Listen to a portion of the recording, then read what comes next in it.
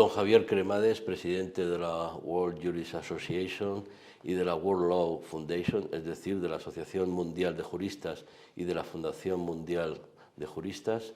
Muchas gracias por recibirnos, Atalayar, y muy buenos días. Muy buenos días, es un placer. Sigo su medio y me doy cuenta de la importancia y el foco que le ponen a los temas internacionales. Y para eso queremos hablar con usted. Se va a celebrar en menos de un mes en Nueva York, del 19 al 21 de julio, el Congreso Mundial de Juristas, un congreso donde tendremos, creo, la presencia de Su Majestad el Rey Felipe VI. Se va a entregar un premio importante a la presidenta de la Comisión Europea, Ursula von der Leyen. Bueno, creo que es en estos momentos, además, un congreso muy relevante teniendo en cuenta cómo está el mundo, ¿no? Estas son citas que se producen cada 2 años, cumbres de juristas, que se vienen celebrando desde el año 1963. La primera tuvo lugar en Atenas y fue algo parecido a una primera conversación global sobre lo que el derecho significaba para el mundo, o puede significar, debe significar para el mundo. Desde entonces, en diferentes países, presidentes de tribunales supremos, profesores de derecho, abogados, juristas en general, tratan de compartir no solamente conocimientos técnicos, sino sobre todo una visión del mundo, basada en una idea que es: solamente se puede alcanzar una paz estable a través del derecho. O nos gobiernan las leyes o nos gobiernan la fuerza. Y creo que esa es la gran dicotomía. Me parece que estamos en una etapa histórica muy singular. Esto no se parece a la Guerra Fría, cuando nace la Asociación Mundial de Juristas. Quizás se parezca un poco más a la Europa de entreguerras, donde había una inestabilidad en los propios sistemas que se podrían denominar demoliberales. Las democracias estaban siendo atacadas desde dentro y era difícil prever si iban a prevalecer o no. En este momento parece también que las autocracias están siendo capaces de penetrar las democracias y que éstas están haciendo algo parecido a ingobernables. La desinformación nos está matando, la polarización nos está dividiendo y nos está amenazando y parece que no hay un sentido común compartido de lo que tiene que ser una vida bajo el gobierno de las leyes. Hay regímenes que están viendo erosionadas la independencia del Poder Judicial. Estamos sufriendo graves amenazas dentro de lo que son regímenes constitucionales y hemos visto no solamente el deterioro de sistemas constitucionales, sino la destrucción de sistemas constitucionales, por ejemplo en Venezuela o en Nicaragua también más recientemente, ¿no? Antes fue en Cuba, ¿no? Pero repito, ya no es la amenaza de un bloque de enfrente, sino que a veces somos nosotros mismos, tenemos agentes desconstitucionalizadores dentro de nuestros propios regímenes y a veces son las propias autoridades. El populismo es quizá la mayor amenaza que nos acecha, pero también porque nosotros no creemos y no defendemos nuestros principios y nuestros valores con la convicción que deberíamos defenderlos, sobre todo por la relevancia que ello da al sistema que tenemos.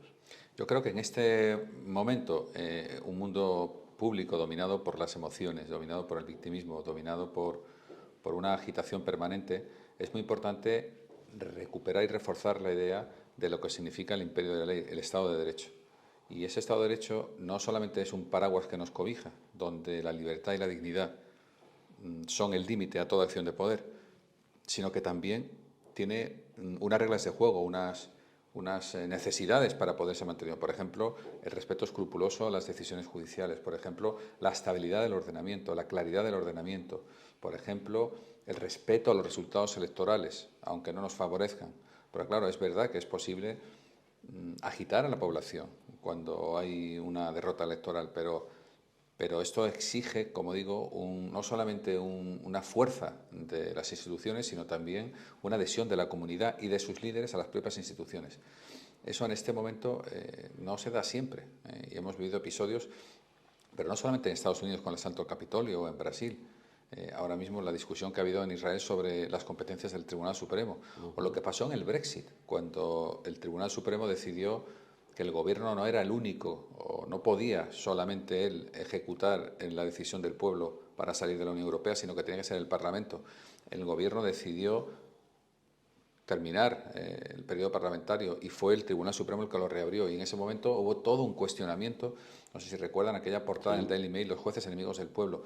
Todo eso es un ataque a los pilares del Estado de Derecho que exige, como he dicho antes, una cierta educación de cada uno de nosotros, una cierta campaña para decir, es verdad que tengo la capacidad con mi micropoder de deslegitimar lo que hacen las instituciones, pero necesitamos criticarlas, pero aceptarlas y respetar lo que son esas, pues esa arquitectura, básicamente, que es un experimento.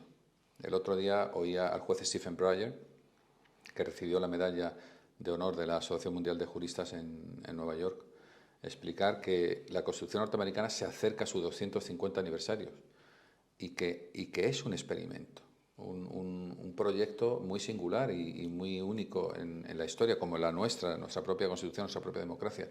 Y la pregunta es si prevalecerá. Nos estamos jugando en esta generación el saber construir y mantener un Estado de Derecho que es el mejor sistema que la humanidad ha logrado nunca, donde los que vivimos en él sabemos que respiramos el oxígeno de la libertad. Eso hay que preverlo, hay que protegerlo. La celebración en Nueva York yo creo que tiene en estos momentos un significado especial. No sé si ha sido buscado a propósito, teniendo en cuenta cómo ahora mismo la democracia de Estados Unidos, que usted señalaba, está en una crisis después del asalto al Capitolio, después de todo lo que está ocurriendo con el señor Trump, que está acusando e insultando a los jueces y a todo el mundo. ¿Qué esperan ustedes de este Congreso en Nueva York? ¿Cuáles son los objetivos, los mensajes, lo que ustedes están trabajando para que en ese Congreso pueda ver la luz? Este Congreso primero nació con la idea de federar de alguna manera a la comunidad jurídica global y de ofrecer una voz global del derecho. Y desde el principio hubo un debate. ¿Debemos incluir en nuestras conversaciones a juristas de países como Rusia, como China, hoy diríamos como Irán, que no son exactamente democracias, más bien lo contrario? Y la conclusión a la que llegaron los dos fundadores de la asociación, El Warren, entonces presidente de la Corte Suprema norteamericana, y Charlie Ryan, que acababa de dejar de ser presidente de la American Bar Association, es que sí tenían que incluirles. Y esto es lo que va a pasar en Nueva York. La segunda mayor delegación después de la norteamericana es la China. ¿Y por qué hemos elegido Nueva York? Primero, porque es la sede de Naciones Unidas y celebramos nuestro 60 aniversario. Y segundo, porque efectivamente puede ser algo parecido a una capital global. Y ellos se consideran a sí mismos, los neoyorquinos, la capital mundial del derecho, porque no tienen otra materia prima que la seguridad jurídica. Y se han hecho fuertes y grandes en el mundo a base de que allí los jueces, las instituciones y las reglas se cumplen. No siempre se cumplen, pero todos se someten luego a las consecuencias cuando no lo hacen. Y lo que vamos a ver en esa reunión de Nueva York es que en la sede de Naciones Unidas vamos a volver a recordar que hay algunas cosas que merecen la pena, como por ejemplo la Unión Europea, que es un invento de una comunidad política nueva, que es el pueblo europeo, basada en un derecho nuevo, que es el derecho comunitario, y que ha superado siglos de enfrentamientos entre nosotros. Ese es un poco el camino, lo queremos poner como referencia, por eso hemos decidido entregar el Premio Mundial de la Paz y la Libertad a la Unión Europea, aunque en este momento la propia Unión Europea esté participando de una manera indirecta en una guerra. Eso es un desastre. En este momento no es que estemos bajo la amenaza de un holocausto nuclear, es que tenemos una guerra en el suelo europeo y eso es algo peligrosísimo que puede seguir extendiéndose y que necesitamos terminar cuanto antes. Y la única manera va a ser a través del derecho. También la solución a la guerra vendrá a través del derecho. La delegación rusa también va a ser notable en este Congreso. ¿Los rusos han aceptado participar o no? Hay algunos rusos, pero no está siendo fácil para ellos obtener los visados, porque en la guerra hubo un episodio muy singular, una decisión del Tribunal Supremo norteamericano relativa a la expropiación y a la expulsión del país de toda una enorme comunidad de más de 70.000 personas japonesas durante la Segunda Guerra Mundial. Y el Tribunal Supremo tuvo que decidir si aquella decisión del gobierno de Roosevelt era constitucional o no. Y finalmente hubo una reflexión interna diciendo ¿quién tiene que dirigir la guerra? ¿Roosevelt o nosotros? Yo creo que fue equivocada, hoy se considera equivocada la decisión de legítimo, digamos, la expulsión de de tantas personas del país, ¿no? Pero desgraciadamente en tiempos de guerra parece que no manda el derecho. Y por eso es tan importante la paz. La paz y el derecho van de la mano. Sin paz es muy difícil someterse a las reglas del derecho porque parece que la guerra lo justifica todo. Pero al mismo tiempo, sin derecho va a ser muy difícil, sin justicia va a ser muy difícil que todos estemos dispuestos a aceptar los términos de la paz. En el Congreso se va a poner también de manifiesto lo que representa el imperio de la ley, el Estado de Derecho, por ejemplo, para fortalecer los sistemas democráticos, para garantizar las buenas gobernanzas, pero también para conseguir la igualdad, para que las mujeres tengan también un empoderamiento dentro de los sistemas judiciales. ¿Cómo vamos a avanzar en ese terreno? Bueno, afortunadamente, no solamente en lo que podríamos llamar Occidente, también en África y en Asia, poco a poco, el papel de la mujer en la administración de la justicia está siendo cada vez más relevante. Nosotros hemos creado hace 4 años las medallas Ruth Bader Ginsburg para reconocer y proponer como modelos a juristas, normalmente juezas, del mundo que han sido gigantes de la ley, que han sido garantes y grandes promotoras del Estado de Derecho.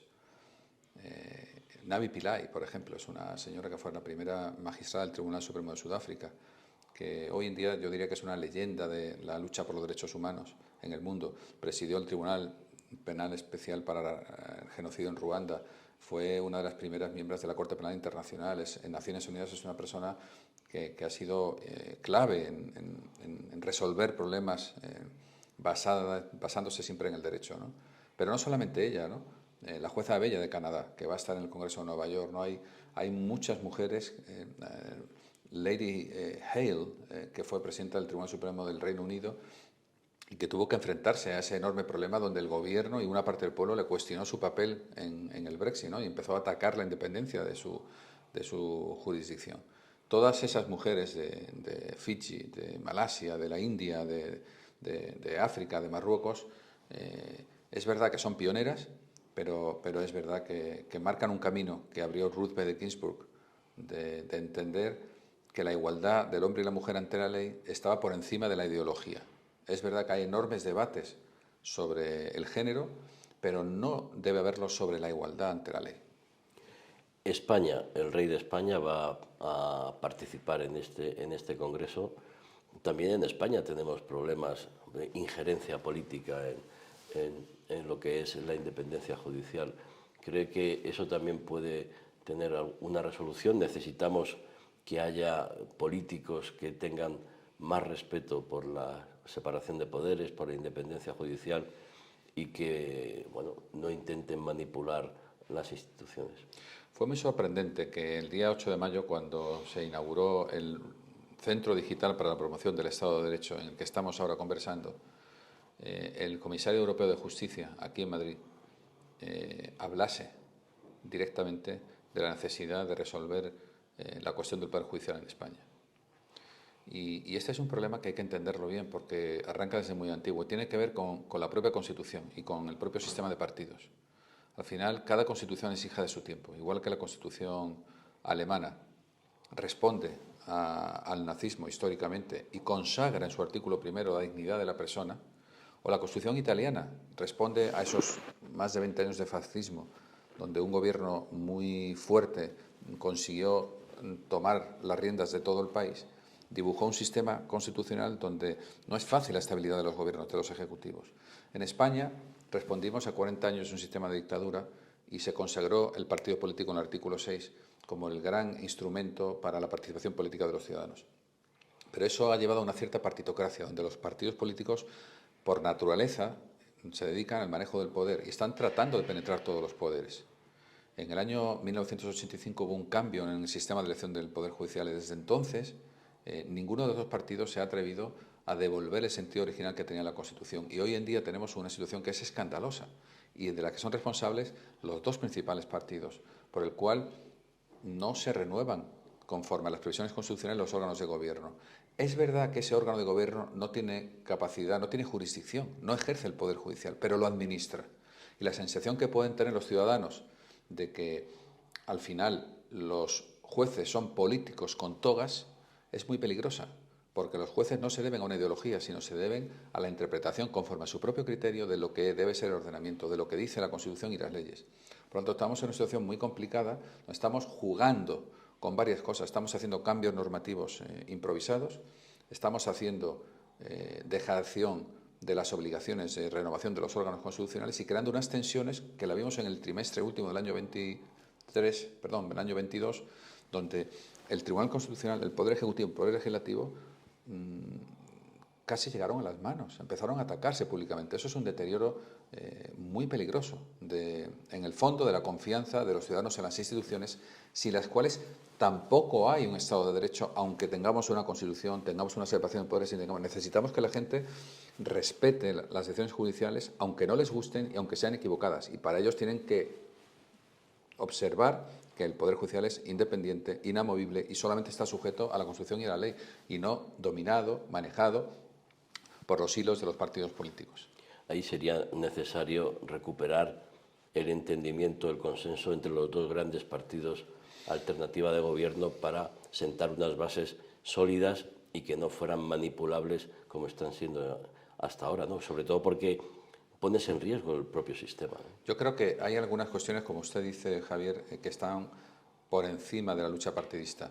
Y ya no me refiero a los dos grandes partidos, me refiero a los partidos, a todos los partidos políticos que en España son varios, participan en la gobernanza y que deben digamos, de ser sustraídos de lo que es el día a día de la lucha política, ¿no? Entre ellos están las previsiones constitucionales, el respeto a las instituciones, el respeto a lo que toca en cada momento, porque es verdad que cuando a un gobierno le toca designar dos magistrados del Constitucional, pues el gobierno de turno tiene y elige a personas que piensan que pueden tener una cierta afinidad y sueñan con que de esa manera van a tener una influencia en ese órgano de control. Pero la realidad es que si eligen a buenos juristas, los juristas, aunque tengan su propia visión del mundo, luego saben a lo que se dedican, que es en función del contexto, del momento histórico, de las circunstancias, aplicar el derecho conforme al derecho, ¿no? Creo que es muy importante que los políticos sepan renunciar a las injerencias en el Poder Judicial, que es el poder más débil y más fácilmente atacable de todos. El movimiento se demuestra andando, señor Cremades, y estamos en un centro recién inaugurado. Explíquenos, porque es un centro moderno, útil y sobre todo funcional, pero con un contenido muy claro y con un objetivo, por lo que usted me ha explicado, que tiene esa finalidad de defender el sistema judicial. Estamos en la era del propósito y el propósito no es otra cosa que entender para qué se hacen las cosas, para qué trabajo, para qué hemos creado un centro para la promoción del Estado de Derecho, para qué existe un medio de comunicación. Y hay un propósito global de la sociedad, para qué existe la vida en sociedad. En el fondo, la vida en sociedad tiene que tener un sentido antropocéntrico, la protección del individuo, de sus derechos, de sus libertades, de su capacidad para desarrollar su vida en libertad buscando la felicidad. Y para ello no se ha encontrado mejor fórmula que el Estado de Derecho. Creo que es muy importante recordar el propósito de la sociedad y hacer una cierta pedagogía de algo muy sencillo, pero que a veces se nos olvida. Es que si no nos gobiernan las leyes, nos va a gobernar la fuerza de una ideología, la fuerza de un partido, la fuerza de un líder autocrático, la fuerza que tenga la capacidad de imponerse sobre los demás. Y por lo tanto, la pequeña fuerza del individuo podrá ser utilizada, podrá ser aplastada, podrá ser desconsiderada.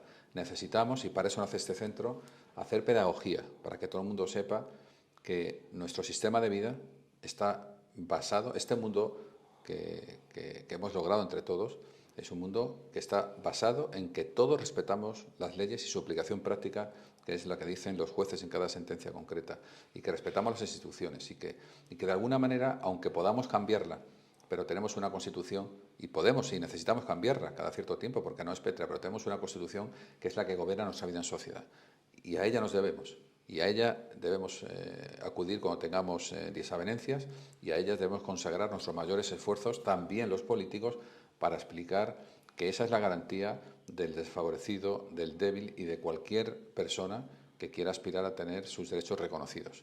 Es una cosa aparentemente muy sencilla, pero que a veces se nos olvida. Hay gente que está dispuesta a echarlo todo por tierra y lo hemos visto en una serie de países. Y a veces esa desconsideración de la Constitución llega, el caso de Venezuela es como un ejemplo muy cercano a nosotros y muy paradigmático, a su destrucción. Y la vida entonces se convierte en algo muy desagradable y muy peligroso. Ya para terminar, señor Cremades, el papel de los medios de comunicación. Yo soy de los que piensa que ahora el periodismo, los medios de comunicación, stricto sensu, son más necesarios que nunca por la desinformación, noticias falsas, Internet, que es una herramienta muy útil, pero que se utiliza como se utiliza. Quizá ahí haya que poner mucho énfasis en cuidado, porque los mensajes que se están trasladando con la inmediatez y la rapidez y la difusión de Internet no responden a la realidad muchas veces, algo que ha ocurrido en la antigüedad, pero ahora con estos nuevos métodos tecnológicos son más rápidos y con más difusión, y ahí los medios tenemos un papel, una responsabilidad, incluso yo diría que una obligación de participar en todo lo que usted está diciendo. Estoy muy de acuerdo con esa reflexión. Michael Sandel decía hace unos días que las gobernanzas de las democracias se están haciendo insostenibles por la desinformación.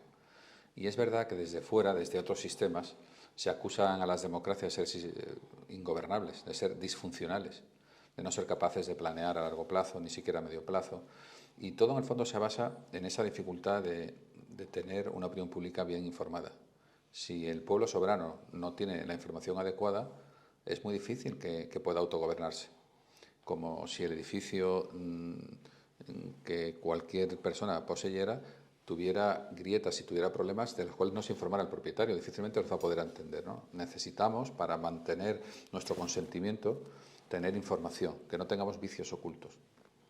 Y, por lo tanto, en este sistema donde aparentemente hay más voces que nunca, hay una desorientación y una desinformación clarísima. Y por ello el periodismo profesional, con empresas informativas, con redacciones organizadas, a veces quizá ya no tan grandes como fueron en el pasado, pero con una pluralidad y también con una organización, es indispensable para poder tener una cierta guía, una cierta confianza en que los hechos son los que vamos conociendo, porque si vivimos en un mundo donde básicamente lo que se nos hace es darnos pistas falsas, difícilmente encontraremos el camino. Es probablemente el punto más frágil de nuestros sistemas democráticos y donde además nos están haciendo más daño, porque si uno observa lo que pasó, por ejemplo, cuando se desacató la Constitución en Cataluña y se convocó un referéndum ilegal, o lo que pasó en las elecciones en Brasil últimas, donde perdió Bolsonaro, o en lo que pasó en el Asalto al Capitolio, la aportación de algunos irresponsables líderes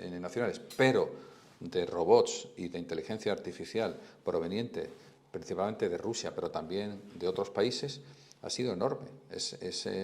Digamos, hemos abierto, afortunadamente, nuestras puertas a una fluidez de la información enorme, pero eso nos hace más vulnerables y nos va a exigir una mayor educación gracias también a una mejor información.